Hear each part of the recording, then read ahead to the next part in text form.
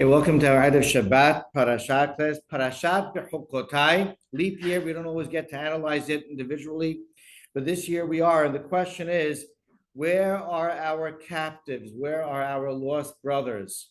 And I'm not referring to the Gaza war. Not referring. I'm referring to a huge, large number of captives and lost brothers that are unaccounted for. Perhaps in the hundreds of thousands or perhaps in the millions. I'm referring to the 10 lost tribes. Why am I bringing up the 10 lost tribes right now? A subject seldomly addressed.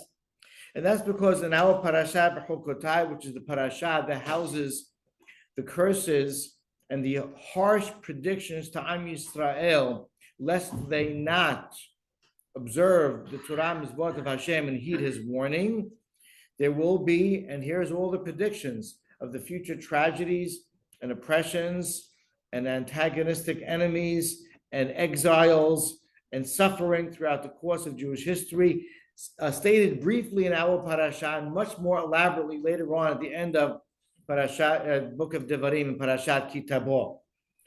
But in this Behukotai parasha of the so-called Kelalot Ta'am Yisrael in the future, and we hope and pray that all these events have already passed us by, but a careful reader and a keen eye can identify the different events, starting from when we were on the land, we had sovereignty for those hundreds of years, and then our slow straying from God and our difficulties there, and our faltering, and therefore our access of our enemies to us, till after the Churban, after the destruction, thrust into exile, and our subsequent centuries of oppression and difficulty and suffering in exile in all those continents over all those centuries.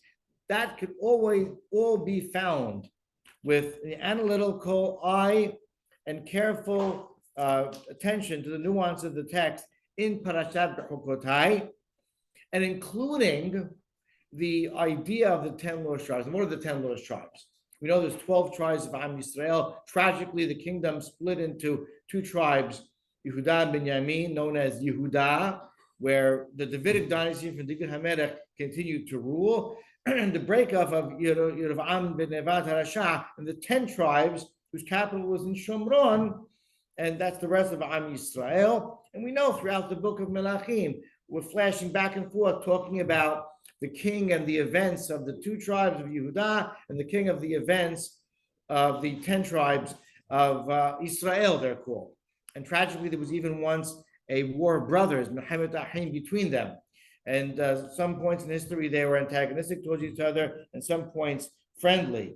But of course, a huge part of our history, because that was the majority of our nation. And we do know that at a certain point, about 130 years prior to the destruction of the first Beit HaMikdash, that the 10 tribes were exiled. And this is, as we're going to talk about, a mysterious subject. And again, I speak about it because I believe, and if you look carefully, we can even not really analyze, but just touch upon possible allusions in our parasha to that tragic event. If you look in Parashat Behukotai Vayikra, Perek Kavav, chapter 26, and I'm just snipping out of context a few phrases. Pasuk Kafeh, for instance. Hashem predicts, V'heveti alechem herev nochemen nekamberit, a sword, murder, which is revenge from my standpoint against you who have violated the covenant. You'll gather into your cities, you'll be almost captives in your cities. Sickness, and then we put in the hands of the enemy. Now, only a few Pesukim later, it speaks of the destruction of the Beit HaMikdash and dispersion of the Jewish people. So that had to be alluding to Yehuda and the sovereign remaining nation and those who are around the Beit HaMikdash. So the two Pesukim prior, we just read in Pasuk 25, Kaveh, may indeed, being given in the hands of the enemy, be referring to the 10 tribes earlier that were exiled by Ashur. A little later in Pasuk Lamed Het, verse 38, this is after we're already in all of Am Yisrael in exile after the destruction of the first temple. It says, you'll become lost among the nations. The land of your enemies will devour you. And that alludes to the possibility, it hints to the fact that there were Jews that became completely lost, unidentifiable. You see, here in exile, we know for the most part, unless they're tragically intermarried, who the Jews are. They're dispersed, they're weak, they're downtrodden, but we know who's Jewish. We can find them. But there are brothers, according to this pasuk. There are large swaths of our nation that will be completely consumed and unidentifiable and lost among the green. Perhaps, again, referring to the 10 tribes. So embedded in our parasha is that idea. So I chose to speak about it today because it's not really addressed often.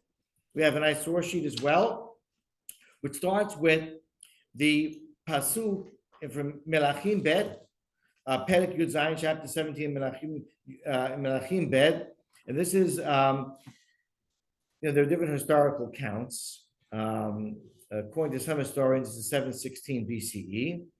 And what happened was, Ashur was a superpower then before Nebuchadnezzar Melech Babel came on the scene.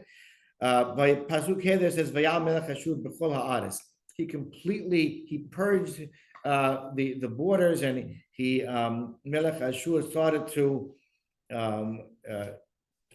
take over the land of Israel. Vayal Shomron went to the capital of Shomron. Vayasa aliyah shlosh shanim, put a siege for 3 years around it, and then there it is in pasuk here, which may be one of the most tragic pasukim that we have in our Tanakh. In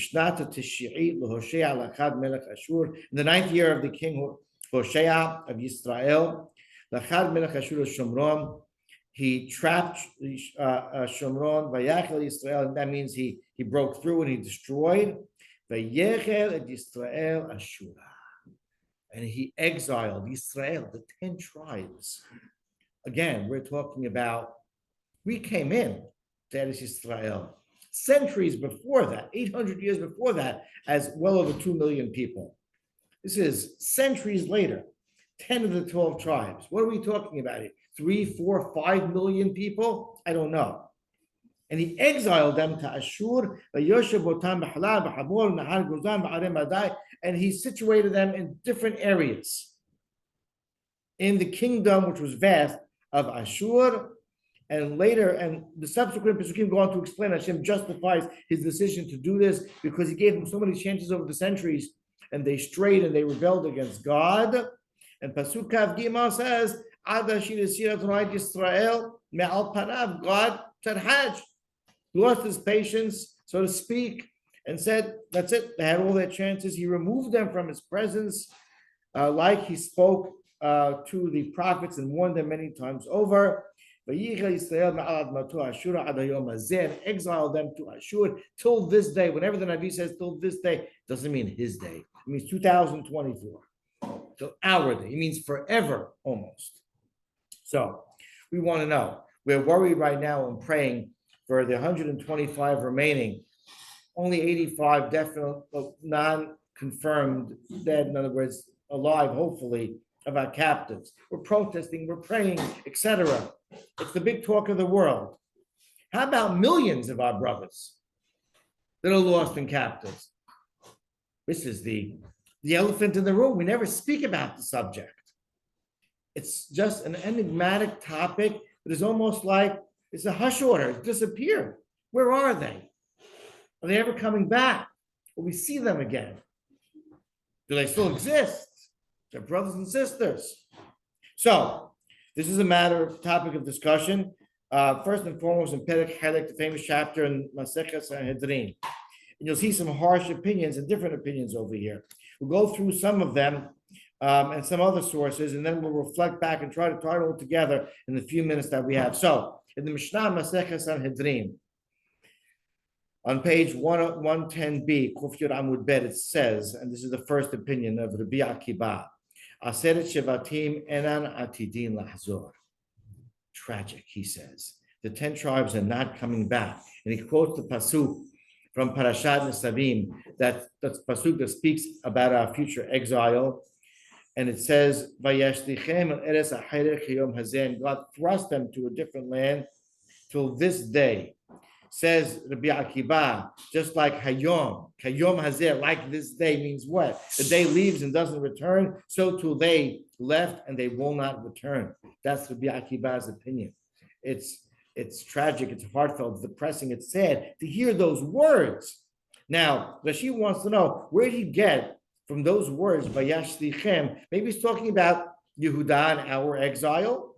He says, Vayashlichem eres acheret. Rashi explains, sounds like they all became exiled in one self-contained area, i.e., the kingdom, like Ashur, unlike the two tribes, Yehuda, that were dispersed all over the world. And he says that's why we know, Rabbi Akiba at least feels that the Pasuk in the Savim is talking about the 10 tribes. That's his opinion. I will get back to another Rashi that addresses Rabbi Akiba's opinion again. Rabbi Eliezer, you can see, says, no, I analyzed that Kayom Hazeh in the Pasuk, in the term in Parashat Nesim, like this day, and positively. Just like the day brightens the darkness, so too there will be light at the end of the tunnel. These days it's a hard phrase to use, right? For the 10 tribes. They will come back, says Rabbi Eliezer. Okay, we have a mahloket, a dispute as to what the future will hold. And then in the Gemara is brought a beraita, and this is even more difficult to listen to. Again, this is Rabbi Akiba's opinion. Aseret hashevatim en lahem chelek le'olam haba. He says our 10 tribes have no portion in the world to come. And he again quotes from the Parashat Nesavim, where Hashem says, "Vayiteshem Adonai me'al admatam be'af u'b'chema u'b'kesef gadol." God thrust them from his land with great fury and anger. Vayiteshem, from his land, is ba'olam hazeh, and v'yashtechem eretz ha'cheret ba'olam haba, says Rabbi Akiba, no portion. They disappear forever.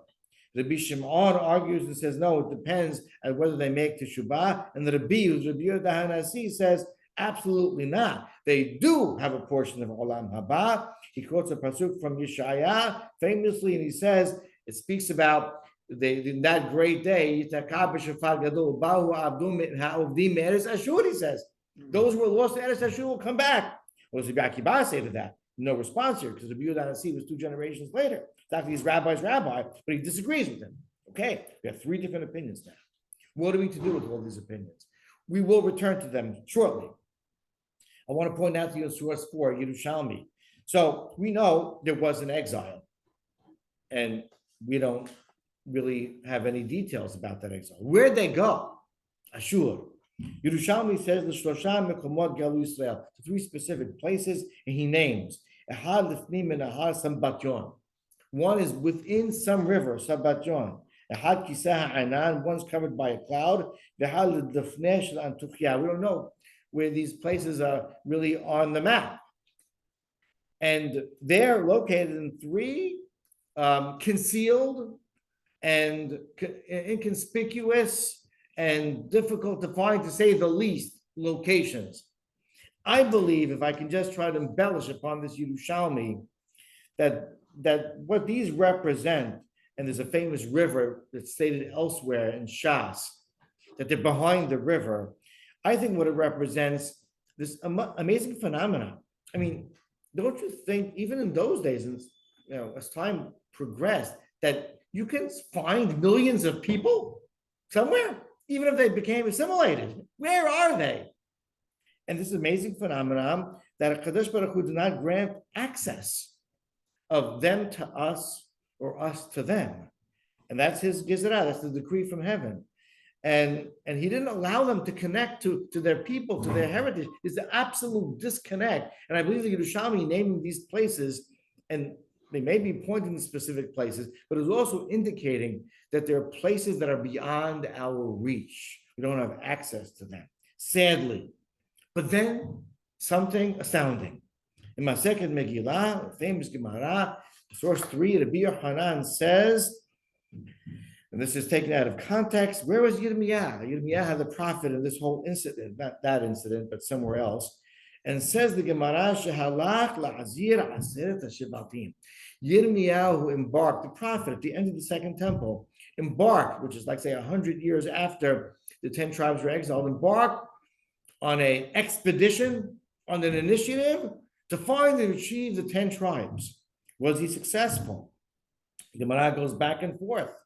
And the Gemara said that, yeah, he retrieved them. Who did he retrieve? And the Gemara says that Yoshiyahu, in fact, the third to last king, Yoshiyahu HaMelech, ruled over them. And bring some Pesukim to support. Wow. Well, what's Rabbi Akiba going to say to that? To that phenomenon of Yirmiyah HaNavi? So that's why I brought this Rashi later, the original Rashi on Rabbi Akiba, who said that they're not going to return. What he explains is they won't return from the place, Mimakom Shegalu, from the place that they were exiled to. But hold on, what about Yirmiyah? The answer that Rabbi Akiba will give, says Rashi, is that Yirmiyah did not return all of them. He returned a small amount of them, some of them. How many, what percentage? I assume they just then mixed with the other 2 tribes, but we don't know how many. And that's what Rashi explains what Rabbi Akiba would have to say to reconcile this phenomenon of the expedition, the heroic mission of Yirmiyah, the prophet, of retrieving some of the lost tribes, and only some of them, a small amount, let's say, were retrieved. Okay.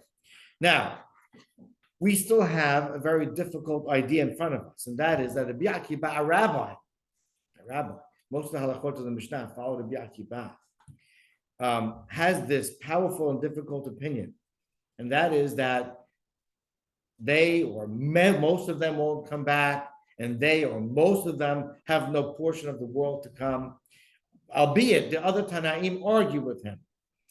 But that sort of flies in the face of explicit sources that we have. And I ask you to look at the next 2 sources, from Yehezkel Hanavi and from Yeshaya. And the one from Yehezkel we read is the Haftarah Parashat Vayigash, after the reunification of Yosef with his brothers. This is a famous, and I just bolded there, and I will read from some of the bolded blue words from Yehezkel, chapter Lamed Zayin, the famous chapter 37, because this is also the chapter of the dry bones. And it says there that Hashem commands Yehezkel the prophet, I want you to take a piece of wood, a bark, a log, and I want you to write on it, Le Yosef es Ephraim v'chol bet Yisrael. One of them should say, this is for Yosef, the log of Ephraim, that tribe represents the 10 tribes, and all of Bet Yisrael. And I want you to take another one that says it on Yehuda, and later on in Pasuk Yudchet, says, V'asitem la'es ahad v'hayu ahad biyadi. I'm going to fuse those 2 logs, those pieces of wood. There'll be one in my hand, says Hashem. And he commands Yehezkel and says, tell the people, Hineh ani lokeach b'nei Yisrael ben hagoyim, I'm going to in the future take and gather my people from amongst the nations. I will gather them to their land. Chills should go up our spine because it's happening nowadays. They will be one nation. They have one king. And it goes on to say there will no longer be 2 mamlachot, 2 kingdoms. Is this not explicit? What's going on over here? Talking about the kingdom of Ephraim represents Israel. They will be fused, they will be rejoined together. What's happening over here?